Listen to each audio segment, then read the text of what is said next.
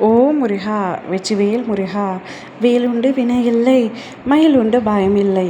என் அன்பு தங்கமே, இப்பதிவை நீ கேட்டு முடித்த 10 நிமிடத்தில் நீ என்னிடம் நீண்ட நாட்களாக கேட்கின்ற ஒரு அதிர்ஷ்டம் உன்னை தேடி வரப்போகின்றது. வாழ்க்கை இவ்வளவு கஷ்டங்களா அப்பா? எதற்காக எனக்கு மட்டும் இவ்வளவு கஷ்டத்தை தருகின்றீர்கள்? நான் என்ன பாவம் செய்தேன் என்று என்னிடத்தில் கேட்கின்றாய்.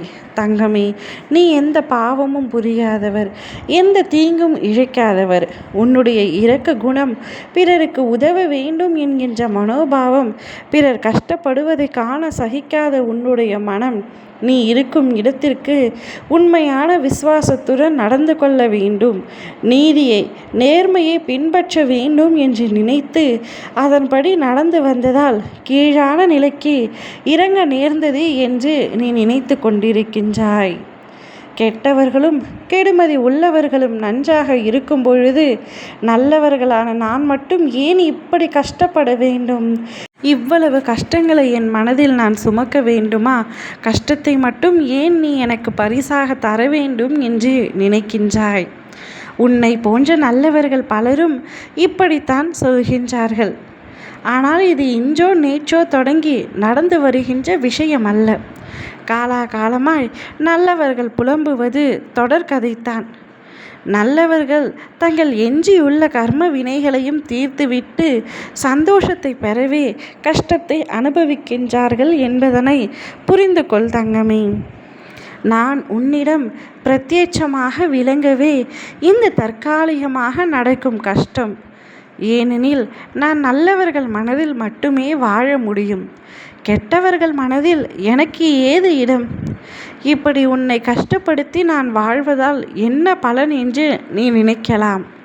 உன்னை பக்குவப்படுத்தி பெருமைப்படுத்துவதற்கு இதை உனக்கு நான் வரப்பிரசாதமாக கொடுத்திருக்கின்றேன். குந்தி தேவி கண்ணனிடம், கிருஷ்ணா, நன்மைகளை பிறருக்கு கொடு, உன்னை எப்பொழுதும் நினைத்து கொண்டிருக்க துன்பம் ஒன்றையே எனக்கு கொடு என்று வேண்டினாள். குந்தி கெட்டு போனாளா?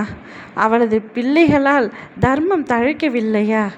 எந்த சூழலிலும் மக்கள் மதிக்கின்ற தாய் என்ற சிறப்பு அவளுக்கு கிடைக்கவில்லையா?